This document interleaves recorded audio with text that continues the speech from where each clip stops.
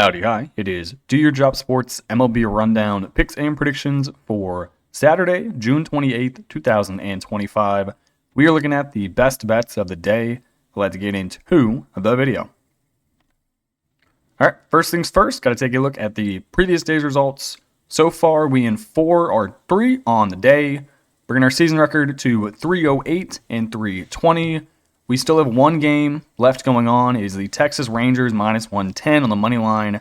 It is currently 5-5, headed into the top of the 9th inning. So I'll recap these games real quick, then we'll get on to the 4 games we have for tomorrow. First game we're going to look at, thank the Lord I decided to take the over in the Tampa Bay games, even though they had gone I think 4 or 5 straight unders. The Baltimore Orioles scored 22 runs on 21 hits. Good Lord. At one point in this game, Tampa Bay was up 6-0. That was in the second inning where they scored 6 runs. They lose the game by 14. My Lord, Baltimore. Now, granted, majority of it, not majority, 7 runs came in the bottom of the 8th inning against a pitcher who isn't really a pitcher. So we're going to kind of throw those out of the way. So realistically, it was an 8-15 loss, well over the 8.5 runs we had. Next game, we had the under 8.5 runs in the Cardinals and the Guardians. Unfortunately, my Cleveland Guardians only had 1 hit the entire game. Sonny Gray pitched an absolute gem. 9 innings, 1 hit, 11 strikeouts. Oh boy. Guardians, they were without Jose Ramirez as he got hit with a pitch in the previous game, so he didn't suit up. This might be tough times coming for the Guardians. Let me look at our schedule coming up here. Cardinals, Cubs, Tigers, Astros. Yeah, we are cooked. We are screwed. All right, maybe next year. Next game, we had the Reds plus 120 on the money line and the over 8.5 runs. This was never a game. Nick Martinez almost pitched a no-hitter. He had 8 innings, 1 hit, 1 earned run, gave it up in the top of the 9th, walked the first batter, and the second batter got a double. Thankfully, though, we hit the over by 1 run. Cincinnati wins this game 8-1. I don't think the Padres are that good. Dylan Cease, he only went 4 innings, gave up 5 hits, 3 earned runs. Cincy, very efficient today, 9 hits, 8 runs. That is what we like to see. Spencer Steer, 2 home runs. That'll do it. 3 home runs. Did he have 3 home runs today? Hold on. 3 dingers? He did have 3 dingers.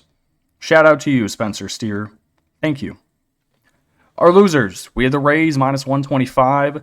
It's tough to win a baseball game when you give up 22 runs. In terms of actual pitchers who got shelled, Pepio, he gave up 4 earned and 1 2/3. Then they had 6 bullpen guys come in. And then you had Jose Caballero come in and give up 6 earned runs in 1 innings. Tough day to be Jose. Next one, we have the Guards plus 110. I really got to stop taking the Guardians. I know we're not good, but I keep on trying to bet us in favorable spots, like getting plus money at home. And then we score 0 runs and only get 1 hit. So I'm going to be after the Guardians for a while. We then had my most hated team in baseball. I took the under 7.5 runs. And of course, the Mariners go and score 5. I hate you. Again, this game really should be over. Mariners have 14 hits. The Rangers only have 8. And it's now 5-5, top of the 9th, 1 out. Hopefully the Rangers win this, I don't know, bottom of the 9th, solo shot, Adolis Garcia. We'll find out. All right, that's the recap. Let's get on to the picks for tomorrow. All right, so I'm going to stick with the Tampa Bay Rays. They're minus 110. I'm going to take the over 9.5 runs just in case we get another crazy game like we did today. But I really don't think they're going to lose 2 in a row. They've been winning for us a lot recently. I'm just going to forget last night happened. The Baltimore Orioles did not score 22 runs. They scored 6 and they won a close ball game. That is mentally what's going on in my head. Tampa Bay, Zach Littell on the mound, 6-7, 3.78 ERA. Going up against Zach Eflin, 6-4 with a 5.46 ERA. Eflin is coming off of a horrible start. actually 2 horrible starts in a row. He played this Tampa Bay team just 2 weeks ago. He went 5 innings pitched, gave up 12 hits and 7 earned runs. 12 hits, 5 innings.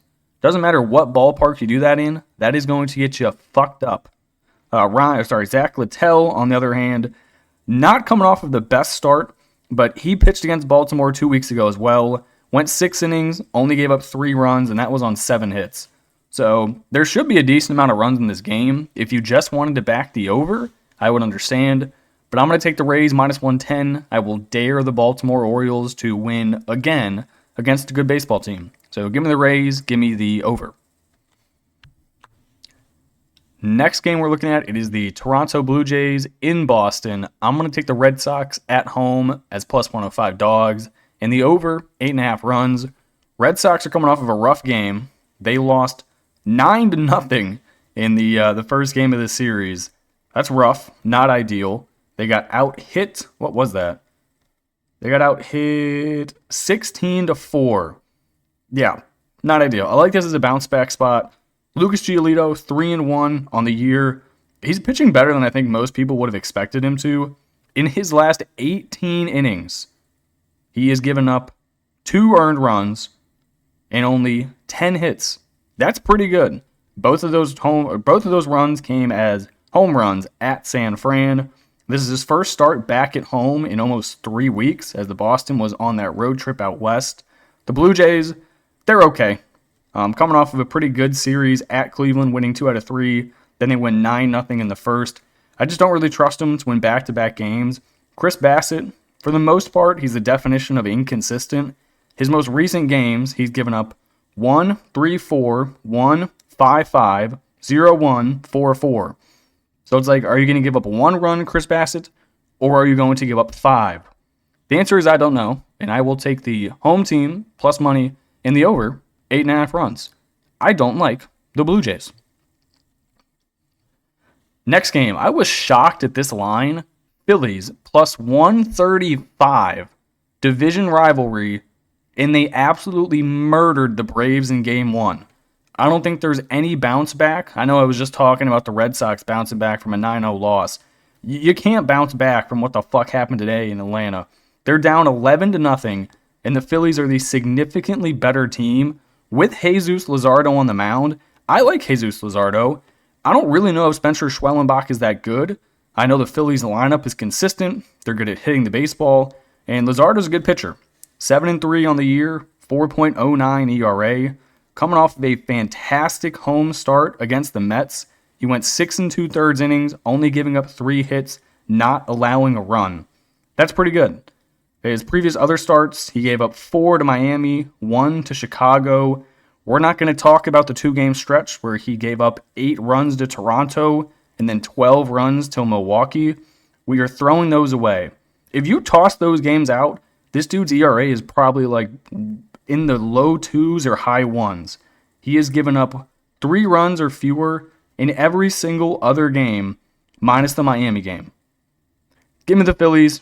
Give me the under 8.5. There is a chance both of these pitchers just go in and shove today, go like 7 innings, each give up a run, and then just this becomes a bullpen contest. So give me the Phillies. Give me the under 8.5. Final game, I decided to get a little greasy with it. I was going to take the White Sox on the money line. It is currently sitting at plus 150 if you are bold enough. But then I was like, nah, I can get 1.5 with the home team. I think I'll take it. Giants 44-37 on the year. White Sox, not very good. They are almost 30 games below 500. Both pitchers, though, surprisingly good. Robbie Ray, 8-2 with a 2.83 ERA. Going up against Hauser, 2-2 with a 2.27 ERA. Game 1 of this series, it was boring. 3-1. The White Sox actually out-hit the Giants despite losing by 2 runs. I just don't really think either team is going to be able to put up in terms of run production. The Giants lineup has not been good recently. I mean, just look up and down, more specifically the bottom half of that lineup. Willie Adames, they are real mad they got him, hitting .215 on the year. Jung-Hoo Lee is now hitting in their 6th spot, used to be leadoff. Christian Koss, 229. Patrick Bailey, 190, and then Brett Wisely, 143. That sounds like a dude who should sell you insurance. The White Sox aren't much better. I'm actually just not going to read off the bottom half of their lineup. But you got two decent pitchers on the mound. They don't even have to win the game. You can lose by 1, and I'm chilling. Give me a final score of Giants 2, White Sox 1. I win both my bets. Okay, that's going to do it for me in this video. I appreciate you guys tuning in and watching. Let me try to get a quick recap. Oh, hold on. Rangers, bottom of the 9th, 1 out. Jonah Heim, single. Oh, fuck. Okay, 1 on, and now there's 1 out. Come on, Rangers, 1 time. Put her in. All right, I appreciate you guys watching and tuning in. I will catch you in the next video. Peace.